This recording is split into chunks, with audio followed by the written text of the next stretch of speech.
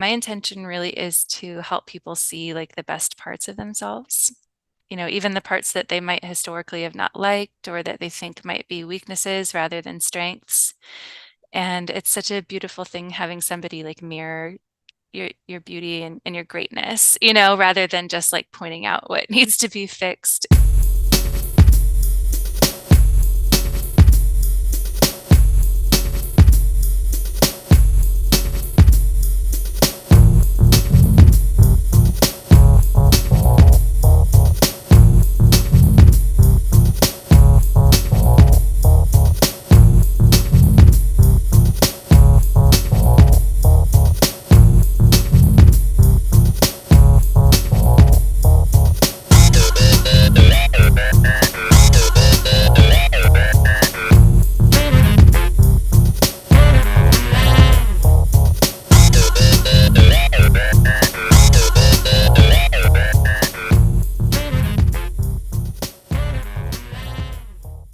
Welcome to Supernormalized, the podcast where we challenge the conventional, break boundaries, and normalize the seemingly supernatural.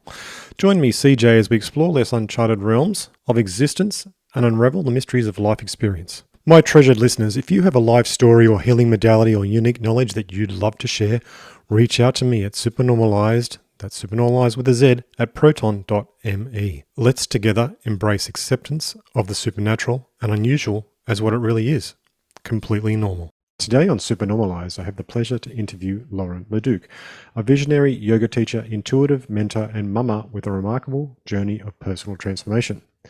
Her work includes trauma-informed yoga classes, and she is now hosting a renowned teacher training program. And her recent expansion into spiritual life coaching and intuitive reading has also helped her inform herself when it comes to the writing of her current book, which is about to be released. Embody Your Inner Goddess, a guided path to radical wholeness, reflects her passion for guiding women and femmes to embrace their power and wholeness. Alongside her bestie, Rashida, she also explores spirituality on the Your Spiritual Besties podcast, while finding balance through family time and personal pursuits. We delve into her life experience and her drive to help people and talk to her about a book which is due to be released as of the 24th of November this year. Welcome to Supernormalize, Lauren Leduc. I'm so happy to be here. Thanks for having me, CJ. Yeah, I'm very interested in your story because you've actually had quite a story arc there where you've been through a lot of trouble yourself and then discovered a way in life that helps you to help others. And a big part of that is your yoga, mentoring and intuitive work. Can you go through a bit of your origin story about how that all happened for you to lead you to where you are right now? Sure. So I live in the US in the Midwest, and it's a very conservative area. This is where I grew up, and very evangelical Christian. And that's the culture I grew up in. And I grew up being a very high achiever in school and really just trying to do everything perfectly and right. And at age 17, I kind of what I would say crashed and burned, basically, where I couldn't really sustain this level of achievement. And at the same time, I was learning and growing and exploring and just not feeling like I fit with this maybe story I was given or a path in life that I thought that I was supposed to follow. So I did get very sick, and initially my parents put me in like an inpatient program at a hospital. And in this program, it's where I was first exposed to really any tools outside of prayer and outside of the culture and religion in which I was brought up. So I was exposed to therapy and things like affirmations, and most importantly, I think for me, yoga. While I had heard of yoga before, this was over 20 years ago, and there just was not the pervasive culture of yoga that there is now in the Yeah. West. Mm. Obviously, it was here, but just not in so many people's towns and consciousness. Yeah. Now, there are yoga studios everywhere. And it was really the first time I got to just sit down with myself and breathe and just have space, if that makes sense. Like, I had grown up like listening to music in my room or having space in that way. But the first sacred space, I would say, that I had had with myself. And while it took me a long time to heal, and I went through a good 10-year period of a lot of trial and error, it also gave me the opportunity to really rewrite and figure out, who am I? What do I believe? Is there a God? How do I connect in that way? And, in that time, I did find some answers for myself. And yeah, it took a lot of trial and error. Like I said, I started school many times and dropped out. I dealt with horrible anxiety and depression, was still healing my relationship with my body, with my mind. Um, at the same time, I was experimenting. So it was opening my mind in different ways. I had tried psychedelics in my late teens, early 20s, a good few handful of times. And that really just showed me a different perspective of things. I wasn't using them as consciously as a lot of people do now, but it still gave me this glimpse into the connected consciousness, into now, like what is now. And I wanted to find a more sustainable way to tap into that in my daily life that wasn't just like tripping balls with friends. Yeah. That's not really sustainable. Um, I did do a Reiki certification. I had a friend give me Reiki one time when I was in the Rocky Horror Show. I had kind of pulled a muscle in my neck dancing, and he gave me Reiki, and I didn't know what it was or how it worked, but it did. And several years later, in my mid 20s, I found a Reiki training, and it was my first exposure to energy work and energy healing. And struggling, I just always felt that, I could talk about it. I could try to fix things on paper. I could try and fix things in a practical way, but I always felt like I needed to heal spiritually. I think there was just this disconnect from the way I grew up and what I was taught, and then how I felt and what I knew at that point. So Reiki was this entry point, as well as yoga, into the world of energy, into a more personalized, non-dogmatic spirituality. A couple years later, I had moved all around, going to school, accumulating debt, being horrible to myself, and I decided to move back home, where I really took my healing a lot more seriously, where I tried different types of energy work and therapy, and most importantly for me, started a very regular yoga practice. And that's really where the healing started to accelerate. A couple years into it, I decided to become a yoga teacher. I had this whisper to do it for a long time and finally listened to my intuition. And once I did that, things really started to line up for me. And I felt in my purpose, and my career and my life in general really started to make a lot more sense. So that's kind of the origin story. Mm. Now I have a yoga studio. I have for 8 years. I teach yoga and lead yoga teacher training. Beyond that, I do intuitive work, which is something that has been incorporated into my work for a long time, but I do more formally now, and then have become an author and have this book coming out. I'm Mm. also a mom, and that's been a huge part of my purpose. So yeah, I could not be doing what I am doing now without that initial struggle, without, the 10 years of just hating myself really and trying to figure out how to not feel that way anymore. Mm. Mm. During that time, I mean, that did that time come about because of the struggle you had with the faith that was pushed upon you as a youngster?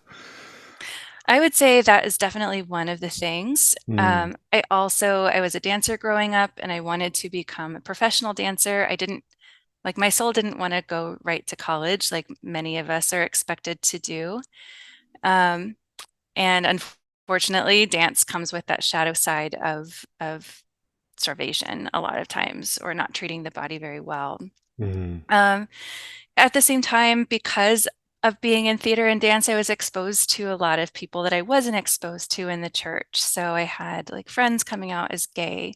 And to me, I'm like, well, they're wonderful people. I love them, but I'm being taught that it's not okay and that it's a sin and that there's something mm, wrong with them. But I don't believe that.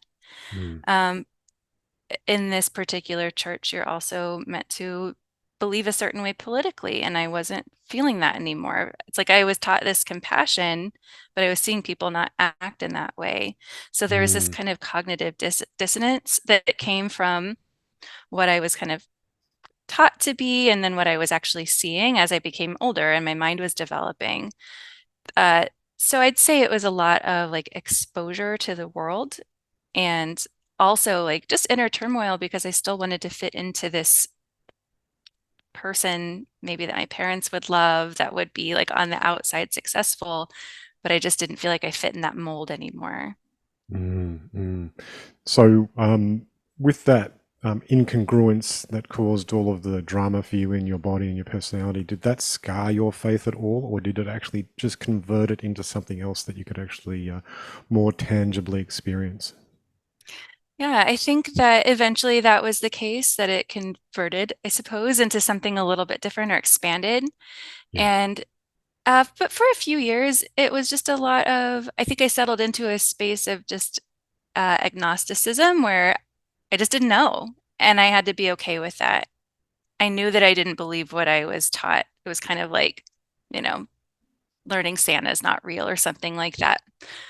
Um, but it took some experimentation to like figure out what I do believe. And that came with learning about other cultures and other religions, the way that other people live around the world, and not necessarily following that in a dogmatic way, but expanding like what is God or goddess or source? What is spirit? What is our relationship to this as humans?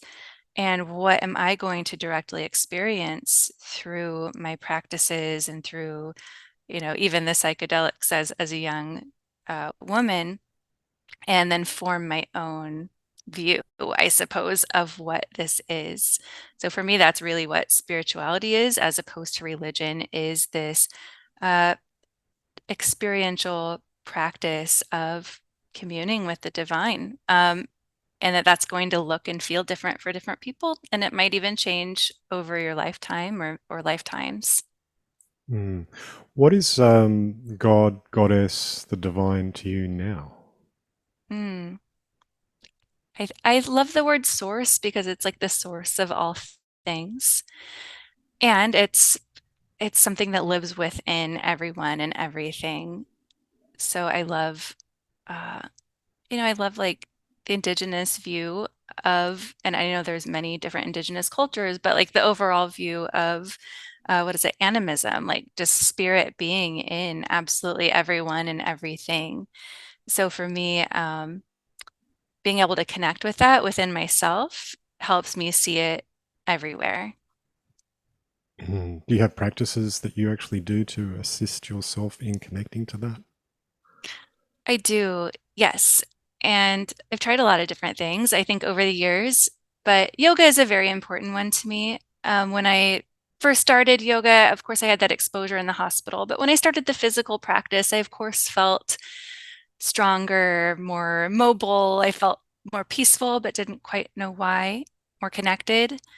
And once I started really learning about the philosophy and like what yoga is and what it's for and the path of yoga, that's what really gave me the tools to connect on a consistent and regular basis with the divine, with the present, and with that within me.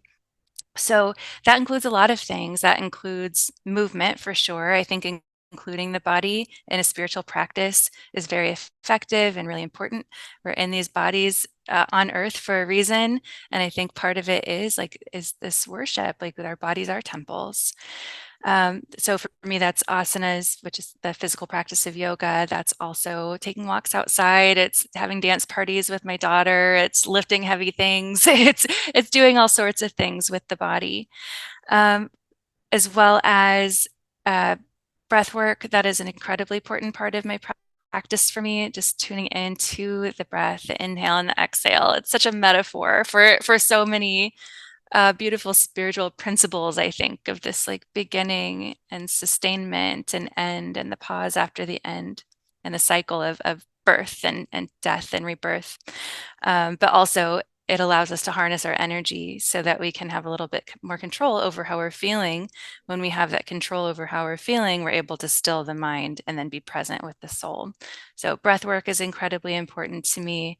Having conversations like this with other people, connection is very important, like being able to just look into somebody's eyes and see the divine within them, even to look at myself in the own mirror and see that when I start to forget.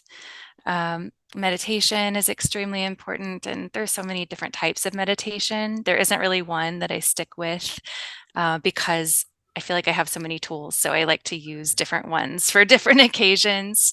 Mm. Connection with nature, uh, laughing, mothering is such a huge one for me, like being able to see the divine in my daughter and to observe myself as a mother and take sacred pauses and sort of break generational cycles and things like that with the way that I parent her. I think there are so many. Those are just a few ways, but I think they're really infinite ways, and what's going to resonate with each person is going to be different. I'd love to know what you do. Oh, what do I do? Okay, so what I Yeah. do, I all right. So I meditate. That's one of my main things, and I swear that by that per day. I try and do it at least twice a day if I can, and I find every time I do it, it's I call it a reset. It's like I go so deep that when I come back, it's a new world every single time, and that's a major part of my day when it comes to holding that presence. And the other part that I do is every morning before sunrise or just on sunrise, I do an honoring of the planets, of all the planetary day for that day, and the planets overall as well. And for me, that's a way of opening up into the day. And then at nighttime, before I go to sleep, one of the things I do every single night is I offer gratitude to, first of all of my ancestors and my angelic ancestors. And then I go on to having gratitude again to all the planets and the planetary energies and the astrology that affects me and how I can work with that. And then to all of the spirit beings that work with me and the angels and saints that work with me as well. And also to my body for keeping healthy and happy. So all of those practices overall for me are a part of, I would call it a part of my religious practice, but it's also a part of my faith too. I know that this stuff works, so I do it. And it helps me, and I know it helps Mm. me to help others. Oh, well, thank you for sharing that. I love all of that. And I love the acknowledgement of the planets. For me, I'm not as much of an astrology buff, although I love to follow it. I do follow the moon, and that is an important part of my practice now too, is acknowledging the moon cycle and where I am in my own cycle and how they relate.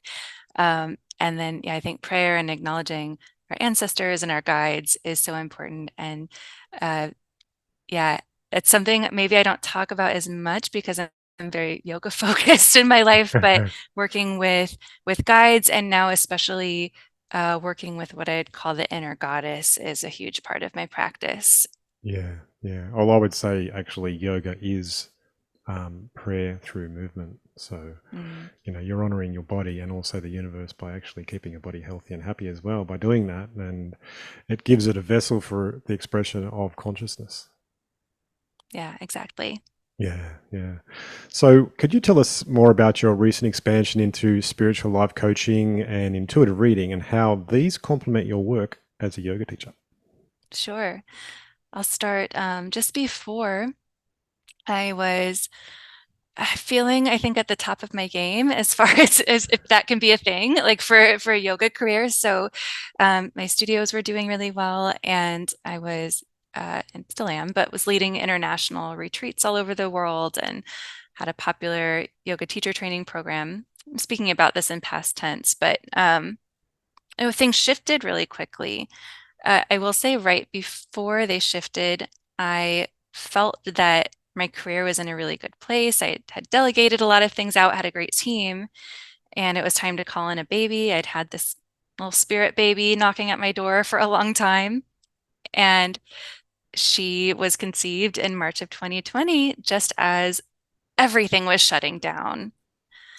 And I had to make a huge shift really Mm. quickly. Um, in a lot of different ways. So I had to put my business on a virtual model and cancel international retreats. And I had a yoga festival, had to cancel that as well. And then in November, I had her, and my priorities shifted. And she was this like beautiful gem in this very difficult time, where the world was in chaos. And also, my husband and I were both entrepreneurs. We're just trying to figure out how to adapt and keep things afloat and keep our people um, paid and fed and all of that. So um, I had her, and things wildly shifted for me. And I think she came in absolutely for a reason. She has her own reasons and contracts and things like that too. But I think as far as my life goes, she was meant to sort of usher me into this next phase of my dharma or purpose. So I definitely did not want to be teaching a bunch of classes anymore. I wanted to be home with her. I love being a mother. I love, I love being at home. And that side of myself was new and something to explore. So I knew that I'm so passionate about what I do and serving others. I wanted to be able to do a lot more online, not only to be sort of pandemic proof, I suppose, but also to be able to spend that time with her. So while I still have my studio and my teacher training, and I've led a couple of retreats now since things have opened back up, um, I love working one-on-one with people and with groups, particularly women and feminine folks, to connect with the sacred feminine. So, not only are these practical reasons of like, oh, I can do readings from home, or I can coach from home, or run programs and trainings and things like that on the internet. She really helped usher in this different state for me, or this different energy of being uh, in my feminine, and really shifting me from this like linear go, go, go person in my career to pulling back and kind of feeling into what is right for my energy and our family's energy at the time. So I did a coaching program and got really into that. But I was finding that I didn't want to follow the rules. I didn't want to just ask questions, that my intuition was always speaking, and I wanted to be able to wield that. And had felt that for years. Like I teach yoga very intuitively. Intuitive hits came with the Reiki, but I wanted to formalize my training and learn how to like wield this tool much better. So I did an intuitive training as well, and that really put me in touch with a lot more of my guides. And it was sort of like when I started teaching yoga, it felt really right. And I love serving people in this way. And I get to combine a lot of different skills and tools that I have to help connect people with their inner divinity, to help them find more purpose in life, to help them love themselves more, especially. That's my biggest passion. So it's been a really beautiful thing, kind of blossoming open to this I don't want to say different side of myself, but just using it in a little bit different way, and to have methodology to use behind it. Okay. So, with this change in your life, do you still work with people one on one or in groups at all? I do, yes. So I teach at my studio once a week because I love being in person with them. Yeah. And then I lead our yoga teacher training, which is like half online and half in person. And then I do monthly full moon goddess ceremonies. That's fully online. So that's like a group container where I offer like meditation and some intuitive reading and things like that, and Mm. exercises to help people connect with their own intuition, to set intentions, to release whatever it might be. And then I do work one-on-one people through intuitive readings as well as like bigger, longer containers. I call it the Sacred Path Mentorship, where we really dive into each of their chakra centers and with intuitive reading and with coaching, kind of clear blockages and help them connect with their divine spirit and with self-love. Brilliant, brilliant. Okay. So do you mostly focus on working with women or do you work with men as well? You know, it's funny. My focus has been with women, but for some reason, more men just keep coming into my coming into my field. So I suppose I'm meant to work with both. The energy I work with most is this sacred feminine energy, but it's important to state that this exists within everybody. It's in men, it's in women. We all have feminine and masculine within ourselves. I Absolutely. just find through my observation and probably through my upbringing as well that the masculine is much more pervasive in our culture. Things are more linear. There is more like hierarchy, for instance. It's more solar, less lunar. So as I work with people to draw out kind of the opposing qualities, it helps bring in more balance. So I work more with women because I think that maybe because of their hormonal cycles or because of their personal experience, they might be able to feel into that more comfortably, or they might have more of a direct line to it. But I think it's really important for men to also connect with these energies within them because there might be like half of what they have to offer, half of their gifts aren't quite online yet because we tend to suppress them in our culture. Things Mm. like being open to creativity and inspiration, being in touch with our emotions, being in touch with nature. These are all part of the feminine that benefit everyone. Mm, definitely, definitely. And being vulnerable as well, that's something that men have trouble being with.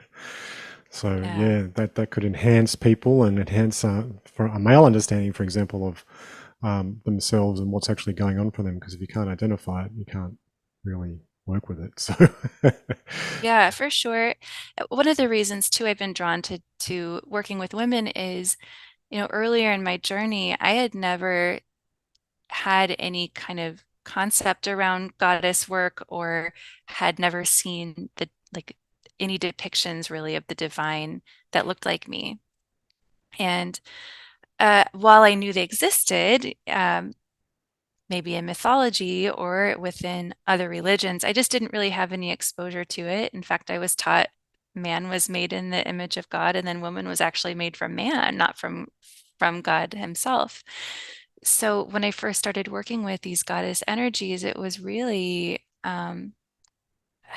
a very emotional and like beautiful experience for me because I was able to see the divine more in myself and myself more in the divine, and to get this really wide picture of what the feminine even looks like in the divine. I think, we think of these diminutive, soft characters, when in fact they're also warriors and demon slayers, yeah, exactly. and and teachers and artists and Mm, mothers, mm, and there are so many different facets to what the feminine is, and it yes. was really such a healing thing for me to get in touch with these different sides of myself.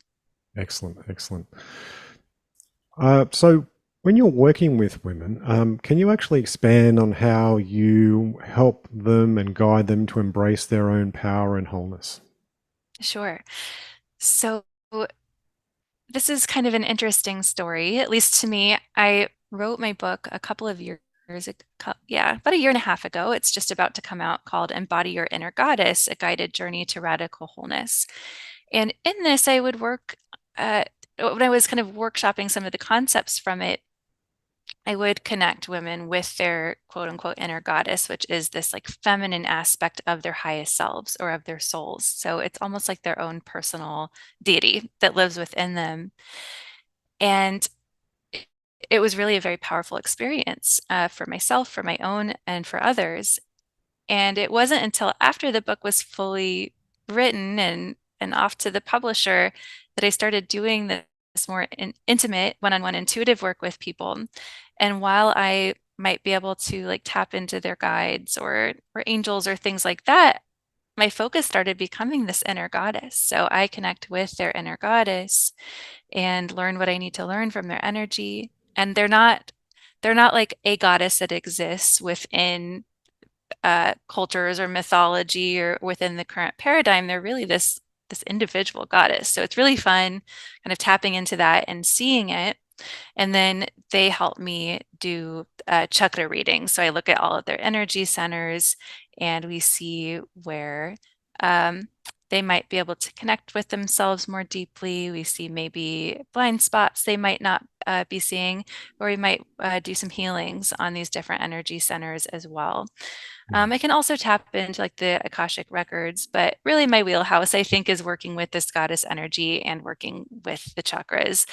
They're both energies I've been working with for a long time, just in a little bit different way. So that's what I love doing, and I think coming through my vessel, what makes the biggest impact for my clients.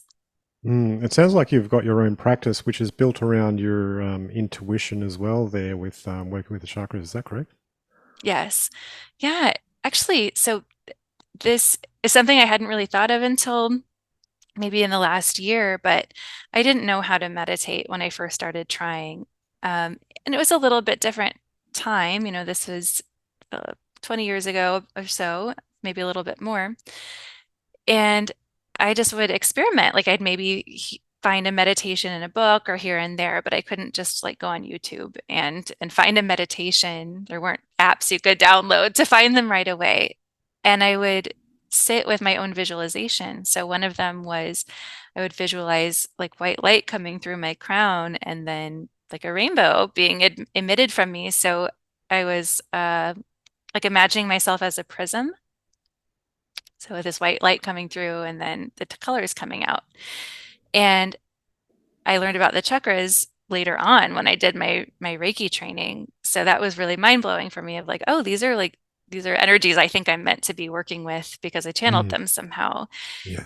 And now they're such a part of my work. But yeah, it is I think this has all more or less come intuitively to me. I'm of course informed by other people and teachers and ancient practices as well. But yeah, the way I do it, I think, is a little bit different. Yeah, cool. Yeah, you formulated your own method. That's beautiful. So, what can people expect if they pick up the book Embody Your Inner Goddess? Yeah, they can expect really to go through this process I just described of connecting with their inner goddess and traveling Mm, through their chakra system. yeah. So it's set up like a course. It's not really meant to be read all at once. It's meant to be kind of read and integrated over a 7-week period, although you could do shorter, could do longer. I split it up so every week is focused on a different chakra center, and we start at the root and end at the crown. And every day there's a reading that comes either from a story in my life, or maybe it's a channeled writing, or maybe it's kind of tied into yogic philosophy. And it has to do with the chakra. So, like day one in the root, we start with the body, and every day is has an affirmation. So, day one is I love my body. And I talk about my relationship with my body and eating disorder and stuff. After that, we do a reflection. So they're usually questions to journal on or to contemplate so that you can see how these different concepts work in your life and what your relationship is to these different things. And then there's some sort of embodiment practice every day too to integrate the information into the body. So that might be a little bit of physical yoga, that might mean meditation, that might mean breath, it might be some sort of action step. Like there's a couple days where you're meant to like text a friend with various purposes. So we journey from the root through the crown with this process. And in this process, it's not really meant to improve somebody, although they might see some improvements in their life or find more happiness. It's meant to help them love on all of these different aspects of themselves, especially the ones that maybe they've been neglecting or hiding for a long time. So we don't even really do this meditation to meet the inner goddess toward the end. I think it's really important to connect with the like denser parts of our humanity first. So the body, for instance, and like our sexuality and creativity and our confidence and our hearts and service. And then we start to go into the higher realms, we'd say. It sounds like a well-rounded sort of embodiment of that full understanding of goddess before you get there, and then you step into the meditation of the goddess. So then the connection to that is more extended and lived. I think so. I think that when people are in pain, and this isn't necessarily just for someone in pain, but when they're seeking spirit or spirituality, a lot of times there is pain, and that certainly was my experience. And when you skip over the human parts, um, you're not really you're not really fully healing. You're not really getting the whole picture.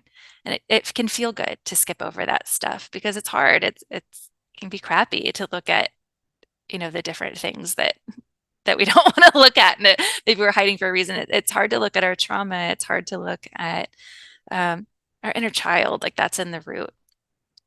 But it's a beautiful part of our healing. And, you asked me about my story in the beginning of this, and I really think that the pain is the fertile soil, like for my roots to root in and for my growth in my journey. And I really think it's the same for everyone else that we all have pain, we all have suffered, we all have things maybe we have shame about or that we're not proud of, but we can with compassion, I think, use them as fertilizer for our growth and Mm, for like what ultimately becomes our gift. We grow so much that we fruit, and the fruits are our gifts to the world. mm, mm. Yeah, it I does. love like tree metaphors. That's good. It's growing on me. Sorry.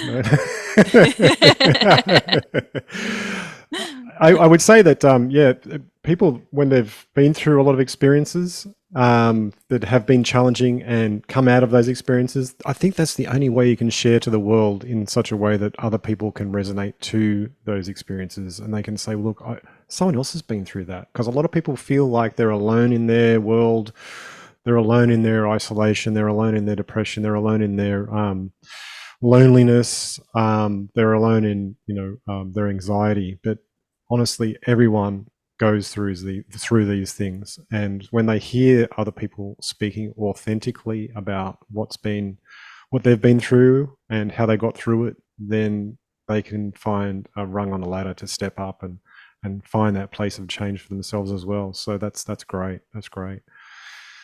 Now, I was going to say, okay, so you've had a lot of experiences working with people and working with groups. There's been any transformational experiences which blew your mind completely, but you could share without obviously exposing identities and things like that?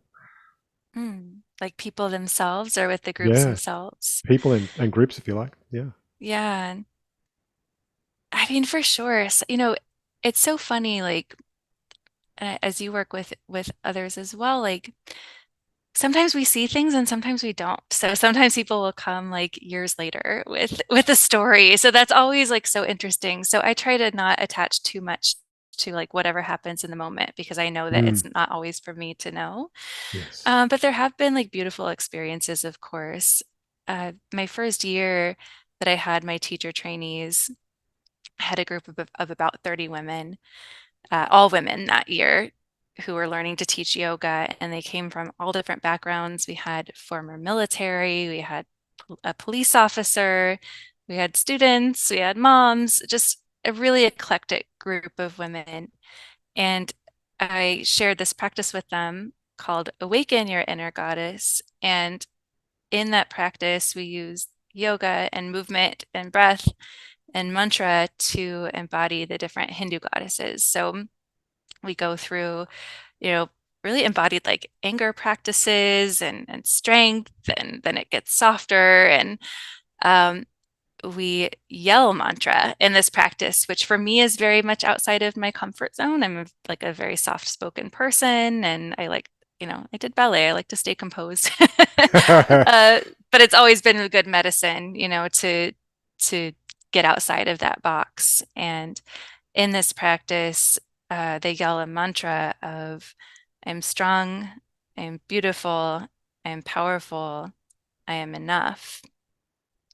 And we're yelling this, screaming it over and over, and everyone just had tears pouring down their faces because we all know what it feels like to not feel enough. All know what it feels like to be powerless. Uh, and there's something about like the vibration of all of these women, in chorus, like yelling that, amplified it, I think, for everybody. And it was just such a beautiful transformation to see. And they're all off doing all kinds of amazing things now. And it's fun to watch their journeys. But that's one particular instance I can think of. Yeah, right. Cool, cool. Like when you said chorus, I was thinking that does sound like a chorus of a song that would be amazing. So I'd love I to think hear we had that like song. Beyonce in the background, but maybe she should maybe she should take those words. Excellent, excellent. All right. So, is there anything else that I could have asked you in this podcast that I should have asked you that you've been thinking of in the back of your head? Mm. No, you've been such a great listener and have asked so many good questions in such a fluid way. So I can't think of anything particular. I'll just share that yeah, I think I love working with the chakras, whether you're man or woman, and with the sacred feminine concept. But I want to say that everybody has strengths and gifts within them. Mm, And I think sometimes when people go to intuitives or go to healers, it's to like fix something. And while, I want to be of service in that way, my intention really is to help people see like the best parts of themselves. Even the parts that they might historically have not liked or that they think might be weaknesses rather than strengths. And it's such a beautiful thing having somebody like mirror your beauty and your greatness, rather than just like pointing out what needs to be fixed. And I think the book is a really good opportunity to go through that process too. And I love like cheerleading people through that. And I think that, once we find these, especially maybe like our power centers in our bodies, which can be different for everybody, that it helps like illuminate everything else, and the parts that need to be healed, right? So that's something I wanted to say. And that being said, I have a quiz on my website that is a chakra superpower quiz. So you can go on and answer a few questions, and it tells you like, what your power center is, and it gives some suggestions on how to work with that. And I found that to be a lot of fun rather than just saying like, oh, this is off balance. This needs to be healed. This needs to be fixed. It's like, no, where do your strengths lie? And I think that's such an important thing to know. And it's something we mm. don't always see in ourselves. It can take an outside perspective to really feel that. Okay. Can you just say the title of your book again and when it's going to be released and where people will find it? Sure, it's called Embody Your Inner Goddess, a guided journey to radical wholeness. And the ebook actually comes out first on Amazon on November 24th, and the hard copy comes out December 1st. You can get it on Amazon, but you can get it wherever books are sold. And you can also, if you're listening to this before those dates, pre-order it so that it's ready to go. And I'm really excited to share, some vulnerable stuff with the world. But also, I think this messaging that for some reason or another, Spirit wanted me to channel through, and I can't wait to see, And maybe like we were talking about, you don't always know what the effect is, but I hope that there's a beautiful positive reverberation Mm. from these words, from these practices. I think you're sharing the love of a goddess and the feminine to the world, and I think that's definitely going to be a positive thing for sure. Now, people can find you also on your podcast, Spiritual Besties. Can you tell us a little bit about? Yeah. So my best friend Rashida and I have a podcast called Your Spiritual Besties, and we met actually in my coaching training, and then we did our intuitive training together too. So we've been kind of besties through this different phase in my life, through this expansion. And we talk about all kinds of things. Sometimes we nerd out on like philosophy and things like that, but we also do readings on air. We do like chakra readings. And she really focuses a lot on purpose. That's really her wheelhouse is like dharma and purpose. And we interview great guests like you do, and it's just girlfriends chatting. It's a lot of fun. That's cool. That's cool. Now, in all of your work, you probably found that there's maybe a common thread and a common sort of grating element for women where they all seem to get stuck. And is there any words of encouragement or love that you'd love to share to all of our women listeners for this show, and Mm. maybe to the men too, to actually Yeah, help them get through life? yeah, there are so many things, but the thing that comes to mind for me right now is just that I think in our human forms, perfection just does not exist. And there are a lot of conflicting messages for women out there and for all people of who we're supposed to be, what we're supposed to do, how we're supposed to look. And this this perfection just doesn't exist. And it's so much more interesting and fun, and the world benefits so much more if we can just be ourselves. And I think it's a discovery process sometimes to figure out what that is. I know it was for me, but when we're in this space where we're accepting of ourselves, we're able to be also in a space of self-realization, which is that yes, we're imperfect and messy and chaotic sometimes as humans, and we're also spirit embodied. We're also soul embodied. We're goddess embodied. And that in itself is all the perfection we need. So that would be my main message. Beautiful, beautiful. I'm into that. That's perfect. Thank you so much, Lauren, for your time. I've really appreciated all that you've shared here, and I'm sure the listeners will as well. So, yeah, if there's nothing more to say, then I will say bye for now. But thank you. Thank you so much for having me, CJ. I'm certain that a lot of listeners would have actually appreciated what Lauren had to say about finding your way through challenging times and also doing it in such a way that you are also embodying and connecting to a deeper sense of self. I'm sure her book's going to go very well, and I've actually provided links in the show notes here, and I encourage you, please reach out to Lauren if you've enjoyed the show and say thank you to her for coming on personally. Now, if you have something you'd like to share on the show, please contact me at supernormalized@proton.me. And until next week, it's bye for now.